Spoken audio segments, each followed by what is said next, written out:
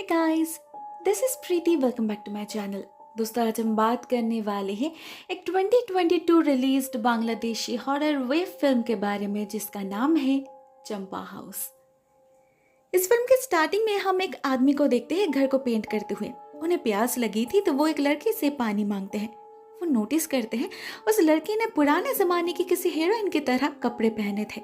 उसका hair style भी काफी बैकडेटेड था, लेकिन लड़की देखने में काफी खूबसूरत लग रही थी तो ये आदमी उसकी बहुत तारीफ भी करता है। और कुछ देर बाद ही अचानक उसकी नजर पड़ती है सामने पड़े एक ग्लास के ऊपर जिसमें रेड कलर का ड्रिंक था। काफी अजीब लगता है इस आदमी को। उसने किसी को आते जाते तो नहीं देखा, तो ये ग्लास कप और कौन रख कर गया। जो भी हो, उसे पानी के बदले शरबत मिलने से वो काफी खुश हो जाता है और एक घूंट में ही पूरा पी लेता है। मगर वो लिक्विड उनके मुंह में जाते ही उन्हें एहसास हो जाता है ये शरबत नहीं, ये तो किसी का खून है। इससे काफी घबरा जाते हैं वो और जोर जोर से चीखने लग जाते हैं। मगर ठीक तभी अचानक ही एक बहुत ही भयानक चेहरा उसके बिल्कुल सामने आ जाता है और उसे अपने बालों से जकड़ लेता है। साथ में हम देखते हैं वो चेहरा असल में एक लड़की का है जिसकी लाश लटक रही है बिल्डिंग के छत से, वो भी उल्टा। ये सीन ठीक यहीं पर एंड हो जाता है। अगले सीन में हम दो व्यक्ति राशिद और अमजाद इन दोनों को देखते हैं गैराज में, जो अपनी अपनी गाड़ी रिपेयर करने आए थे। अमजाद को लेट हो रही थी तो राशिद खुद मैकेनिक से कहता है पहले उनकी गाड़ी ठीक करने के लिए। उसका बर्ताव काफी पसंद आता है अमजाद को, तो वो उससे बात करने लग जाते हैं। और ठीक तभी एक और आदमी आकर है राशिद की बहुत तारीफ करता है, कहता है उसी के लिए तो उसकी भांजी आज जान से बच गई। वो लोग तो सारी उम्मीद छोड़ ही चुके थे। अगर राशिद नहीं होता तो शायद आज वो जिंदा भी नहीं होती। हमजाद को ये बातचीत काफी इंटरेस्टिंग लगती है। वो राशिद से पूछते भी हैं और ठीक तभी उन्हें पता चलता है राशिद असल में एक साइकियाट्रिस्ट है और उसका मानना है इस दुनिया में भूत नाम की कोई चीज नहीं होती, वो सब इंसानी दिमागी उपज है।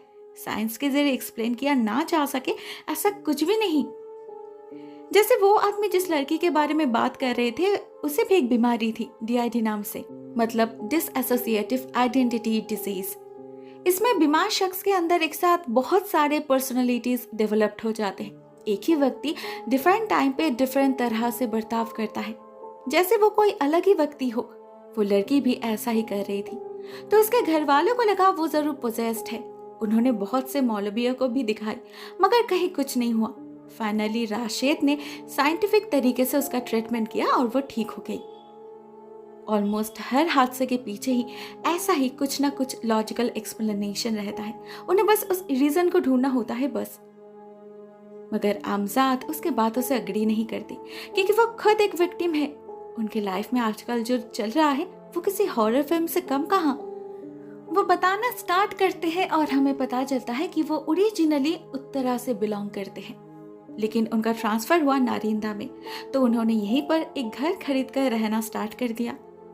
फर्स्ट मंथ तो सेटल करने में ही बीत गया और जैसे ही वो और उनका परिवार सेटल्ड हुए तो दूसरे महीने से घर में अजीबोगरीब हादसे होने लगे, जैसे चीज़ों का अपने आप ही गिरना, लाइट्स अपने आप ही ऑन ऑफ होना, अचानक से बंद दरवाज़ा खुल जाना और रात होते ही घर में अजीब सी आवाज़ सुनाई देना। इलेक्ट्रिशियन को बुलाकर भी कोई फ़ायदा नहीं हुआ, वो तो उनसे भी ज़्यादा कंफ्यूज्ड निकला। उसके बाद लोगों को घर में एक लड़की का साया दिखाई देने लगा। एक रात जब उनके बेटे शौफिक और बहू आयशा सो रहे थे तो आयशा को अचानक ही ऐसा लगा कि उनके कमरे के बाहर कोई है। दीवार पे एक लड़की की परछाई पड़ रही थी, मगर दूसरे पल वो गायब भी हो गई। आयशा को लगा उसकी गलतफहमी होगी, मगर जैसे ही उसने फिर से सोने की कोशिश करी तो एक भयानक चेहरा उसे अपने ऊपर दिखा। डर से तो उसकी हालत ही खराब हो चुकी थी। भले ही बाकियों को लगा वो उसका कोई सपना होगा, मगर आयशा ये मानने के लिए तैयार नहीं थी। और उसके बाद एक रात आमजाद साहब के साथ एक हादसा हुआ। वो और उनकी बीवी जब सो रहे थे तो अचानक ही उनकी नींद टूट गई। उन्हें किसी की रोने की आवाज आ रही थी, किसी लड़की की। मगर रात के 3:30 बजे इस घर में ऐसे कौन रोएगा। वो अपने पत्नी के साथ बाहर निकलते हैं चेक करने के लिए और वो देखते हैं उनके घर के ठीक सामने ही एक लड़की बैठी है सफेद कपड़ों में, जोर जोर से रो रही है वो, और उसके सामने ही पड़ी है एक लाश। ऐसा नजारा देखकर हमसाद तो बहुत ही घबरा जाते हैं। उस लड़की को जाने के लिए कहते हैं बहुत बार, मगर वो लड़की सुनती ही नहीं। फाइनली जब उसका रोना बंद होता है तो वो अचानक ही वहां से गायब हो जाती है और दिखाई देती है अमजाद के बिल्कुल पास। बिल्कुल किसी जिंदा लाश की तरह लग रही थी वो। रात के 3 बजे ऐसा नजारा देख अमजाद और खुद को संभाल नहीं पाए, वहीं पर बेहोश होकर गिर गए वो। लगातार ऐसे हादसों से सभी के दिल में एक डर बैठ गया था। अमजाद को लगने लगा उन्होंने ये घर खरीदकर ही गलती की है। उस समय उन्होंने आसपास के लोगों से सुना था कि ये घर हॉन्टेड है, कर्स्ड है, मगर उन्होंने ध्यान नहीं दिया। हाफ प्राइस में इतना बड़ा घर मिल रहा था, उन्हें यही बहुत बड़ी बात लगी।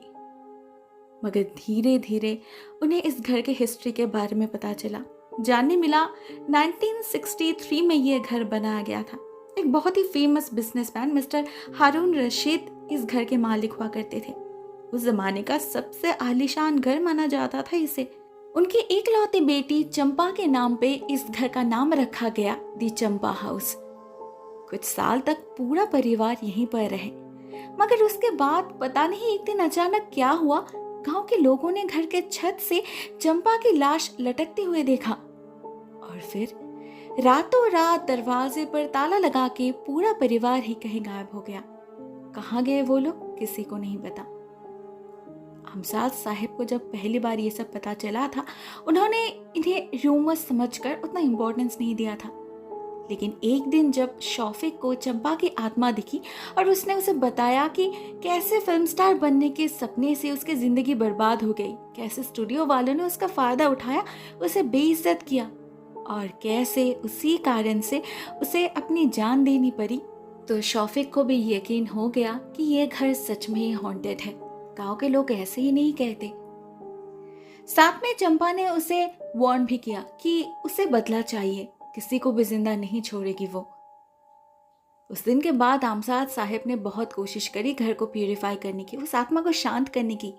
एक मौलवी को बुलाया भी गया और उन्हें चंपा की आत्मा दिखी भी, लेकिन उसका भयानक रूप देखकर वो मौलवी तो घर से भागे निकले। बस जाने से पहले इतना कह गए कि इस घर में बहुत नेगेटिविटी है, कभी कुछ बहुत बुरा हुआ था यहाँ, और उस लड़की की आत्मा, उसे अभी तक मुक्ति नहीं मिली। शायद उसका लास्ट राइट्स प्रॉपर तरीके से किया नहीं गया था। उन्हें कुछ भी करके उसके लाश को ढूंढकर प्रॉपर रिचुअल्स के साथ उसे फिर से दफन करना होगा, तब जाके शायद इस घर को छोड़ेगी वो। मगर अमजाद साहब के लिए इतना कुछ करना पॉसिबल नहीं था, इसीलिए चंपा की हॉन्टिंग्स भी अभी तक बंद नहीं हुई। वह राशिद से सवाल पूछते हैं, क्या वो लोग इतने दिनों से ये जो सब कुछ सह रहे हैं वो सब सिर्फ उनकी गलतफहमी है?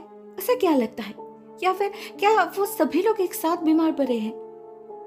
राशिद उनकी बातें सुनकर हंसने लगता है और दावे से कहता है कि वो लोग कुछ गलती कर रहे हैं, ऐसा हो ही नहीं सकता। वो एक साइकियाट्रिस्ट होने के साथ साथ एक पैरानॉर्मल इन्वेस्टिगेटर भी है और उसने 100 से ज्यादा केसेस को हैंडल भी किया है। उनसे बस एक ही नतीजे पर पहुंचा है वो, कि भूत नाम की कोई चीज एग्जिस्ट ही नहीं करती।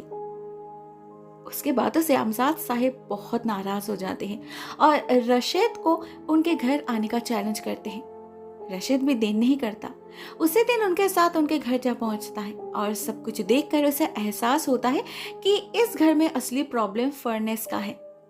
उसके पाइप में एक होल है जिससे कार्बन मोनोऑक्साइड लीक हो रहा है और उसी पॉइजनस गैस के कारण घर में सभी हैलुसिनेट कर रहे हैं। ऊपर से पुराने घर की क्रीपी एटमॉस्फेयर तो है ही, और है आसपास के लोगों की बातें जो इस घर को ऑलरेडी भूतिया करार दे चुके हैं। तो ऐसे में इस परिवार के लोगों ने भी इसे ही सच मान लिया।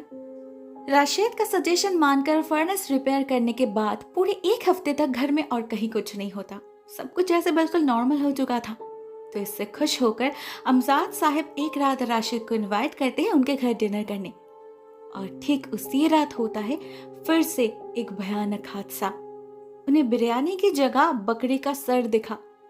इसके बाद अचानक ही पूरी घर की बिजली चली गई और टॉर्च की रोशनी में सभी को दिखाई दिया वही लड़की, इनफैक्ट राशिद को भी। इस बार उसे मानना ही पड़ा कि ये केस थोड़ा सा कॉम्प्लिकेटेड जरूर है, नहीं तो इस घर में आकर वो भी बाकियों की तरह हैलुसिनेट कैसे करने लगा। वो डिसाइड करता है कि वो आगे कुछ दिन इस घर में रहकर ही सब कुछ इन्वेस्टिगेट करेगा। इसलिए वो अपने असिस्टेंट को भी बुला लेता है, साथ में ईएमएफ डिटेक्टर के जैसे और भी कुछ डिवाइसेस, जिसे ऑन करते ही उसे पता चल जाता है कि इस घर में इलेक्ट्रोमैग्नेटिक फील्ड कुछ ज्यादा ही शक्तिशाली है। नेचुरली इतना हाई नहीं रहता, लेकिन राशिद इसका भी एक कारण ढूंढ निकालता है।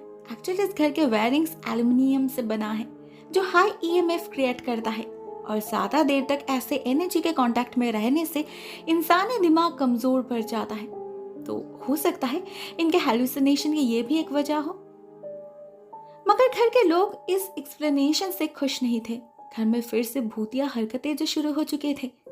इनफैक्ट राशिद जब अकेले कभी कभी रात के अंधेरे में, इवन दिन के उजाले में भी छानबीन करता था, तब कभी कभी उसे भी फील होता था कि कोई चल रहा है उसके साथ साथ, किसी की प्रेजेंस फील कर पाता था वो। ऐसे में एक रात उसे सच में ही चंपा की आत्मा दिखाई दी। उसे थ्रेट किया कि अगर वो इस घर से नहीं भागा तो वो उसे भी मार डालेगी। वो कोई भ्रम नहीं, हकीकत है, और वो अपना बदला पूरा जरूर करेगी। इस हादसे से राशिद जितना डरा, उससे कई ज्यादा असर पड़ा अमजाद साहिब की बेटी टुम्पा पर। वो राशिद को डिनर के लिए बुलाने गई थी। वहां चंपा को देखकर वो तो वहीं पर बेहोश होकर गिर गई। राशिद को ही उल्टा उसे संभालना पड़ा। उस रात एक और हादसा भी होता है ऊपर से, सौफिक और आयशा के साथ। वो लोग कुछ काम से उस दिन बाहर गए थे। जब लौटे तो उन्हें घर के आंगन में चंपा दिखी। वो बहुत ही क्रीपीली उन्हें चेस करने लगी थी। उसके डर से शौफिक ने अपनी आंखें बंद कर ली, और जब खोला तो उसे फ्रंट यार्ड खाली दिखा। इस सबसे अमजाद साहिब तो बहुत ही डर गए थे, मगर राशिद को एक बात समझ नहीं आ रही थी, ये चंपा सिर्फ उन्हें डरा क्यों रही है? अगर वो सच में एक वेंजफुल स्पिरिट है तो कभी उन्हें हर्ट क्यों नहीं करती? राशिद का मन कह रहा था कहीं कुछ तो गड़बड़ जरूर है, कोई तो लिंक मिसिंग है। वो अमजाद साहिब से और कुछ दिन इस घर में रहने की परमिशन मांग लेता है, मगर चंपा को ये बात पसंद नहीं आती। वो उसी रात उस पर हमला कर देती है। राशिद को लाइफ में पहली बार इतना डर महसूस होता है। उसे समझ आता है मौत का डर किसे कहता है। डर के मारे वो तो बेहोशी हो जाता है, और उसके गर्दन पे चोट भी आती है। फॉर्चुनेटली उस रात उसके चीख से सभी आ जाते हैं और उसे बचा भी लेते हैं, मगर उसका ऐसा अंजाम देख अमजाद साहिब की और हिम्मत नहीं होती उस घर में रुकने की। वो कुछ ही दिनों के अंदर घर को उसी ब्रोकर के पास बेच देते हैं जिससे उसने ये घर खरीदा था, और खुद अपने पूरे परिवार के साथ लौट जाते हैं अपने पिछले घर में। मगर राशिद, उसका काम तो अभी भी बाकी रह गया था। उस घर के मिस्ट्री को सॉल्व नहीं कर पाया था वो। तो थोड़ा सा रिकवर करते ही वो फिर से उस घर में जा पहुंचता है। जोर जोर से पुकारने लगता है चंपा को, एंड सरप्राइजिंगली उसके बुलाने पर चंपा उसके सामने आ भी जाती है, मगर उसे मारने नहीं बल्कि उसे गले लगाने। इसी पॉइंट पे रिवील होता है इस फिल्म का असली क्लाइमैक्स, जहां हम घर के अंदर से और दो लोगों को भी बाहर निकलते हुए देखते हैं। उनमें से एक तो राशिद का असिस्टेंट था और दूसरा था इस घर के असली मालिक, जिसके कहने पर ही राशिद और निपुण ने इतना बड़ा नाटक किया। निपुण मतलब हमारी चंपा। एक्चुअली ये आदमी इतने सालों से देश के बाहर रहते थे, जिस कारण से इस घर की देखभाल कभी ठीक से कर नहीं पाए वो, और लोकल ब्रोकर ने इसे अपना प्रॉपर्टी बना लिया। झूठ मूठ के डॉक्यूमेंट्स दिखाकर अमजाद साहिब को बेच दिया ये घर। इस आदमी को जब पता चला, उन्होंने अमजाद साहिब को बहुत रिक्वेस्ट किया कि उनका ये पुश्तैनी घर है, उन्हें वापस चाहिए, जिसके बदले वो दुगनी कीमत देने के लिए भी तैयार थे। मगर अमजाद साहिब बहुत ही जिद्दी निकले। वो नहीं माने, उन्हें लिटरली इंसल्ट करके घर से भगा दिया। तो इस आदमी ने भी ठान लिया कि अभी वो कुछ ऐसा करेंगे जिससे अमजाद साहिब खुद घर से भाग जाएंगे। लोकल रूमर्स के बारे में तो उन्हें पता ही था, तो उन्होंने वही यूज किया। निपुण नाम के एक थिएटर आर्टिस्ट और उसके पति को हायर किया अपने प्लान को एग्जीक्यूट करने के लिए। पिछले कुछ दिनों से जो कुछ भी हो रहा था इस घर में, वो सभी इनका ही किया धरा था। कोई भूत फूत नहीं है इस घर में, ना कोई आत्मा भटक रही है अपनी अधूरी ख्वाहिश पूरा करने के लिए। गैराज में उस आदमी को भी इन्हीं लोगों ने अरेंज किया था, जिससे अमजाद खुद से आकर राशिद से अपनी प्रॉब्लम शेयर करे और उसे मौका मिल जाए इस घर में एंटर करने की। तभी तो निपुण के साथ मिलकर वो सिचुएशन को क्लाइमैक्स तक लेकर जा पाएंगे। निपुण और राशिद के ब्रिलियंट एक्टिंग के कारण ही आज उनका प्लान सक्सेसफुल हो पाया था। तो वो उन्हें उनका पैसा दे देते हैं और सभी खुशी खुशी अपने घर वापस चले जाते हैं। बट एट द एंड हम चंपा हाउस के एक कमरे में एक बक्से के अंदर से किसी की चीख सुन पाते हैं और समझ पाते हैं असली निपुण तो यहाँ कैद है। तो जो राशिद के साथ घर लौट गई वो कौन थी? यहाँ रिवील होता है इस फिल्म का फाइनल ट्विस्ट, जहाँ हम समझ पाते हैं ये घर सच में ही हॉन्टेड है। चंपा यहाँ सच में ही है और कुछ सीन्स में तो राशिद ने भी उसे देखा है। उसे तब लगा था कि वो निपुण है, मगर निपुण तो तब उस कमरे में थी ही नहीं। और वैसे भी निपुण के लिए बार बार ऐसे अचानक गायब हो जाना पॉसिबल भी तो नहीं था ना हर बार अमजाद साहब जो देख रहे थे वो उनका भ्रम हो सकता था। मगर शायद चंपा को रिवेंज नहीं बल्कि शायद उसे कंपनी चाहिए था जो उसे राशिद में मिल गया था। इसीलिए ही तो उसने निपुण की जगह ले ली। मगर अभी असली निपुण का क्या होगा? क्या वो कभी बच पाएगी या फिर उसी बक्से में उसे मरना पड़ेगा घुट घुट के और फिर वो हॉन्ट करेगी इस घर को? God knows. दोस्तों कहानी यहीं पर एंड हो जाती है। हर बार की तरह मुझे फिल्म बहुत ही ज़्यादा पसंद आई। स्टोरी लाइन से लेकर सारे कैरेक्टर्स के परफॉर्मेंसेस तक सब कुछ बिल्कुल टॉप नॉच था। मगर मुझे जो सबसे अच्छा लगा वो इस फिल्म का atmosphere. Through out the story line एक ईरी एक क्रीपी एटमॉस्फेयर तो था ही, साथ में एक मिस्ट्री भी मेंटेन किया गया था और लास्ट का ट्विस्ट वो तो बिल्कुल ही अनएक्सपेक्टेड था। दोस्तों आपको ये वीडियो कैसी लगी? Write down in the comment section. ये फिल्म YouTube पर ही अवेलेबल है, लिंक मैं डिस्क्रिप्शन बॉक्स में डाल दूंगी, चाहो तो चेक कर सकते हो। आज के लिए बस इतना ही दोस्तों। Thank you so much for watching this video. बहुत जल्द मिलते हैं किसी और नई वीडियो के साथ, तब तक के लिए टेक केयर, टाटा।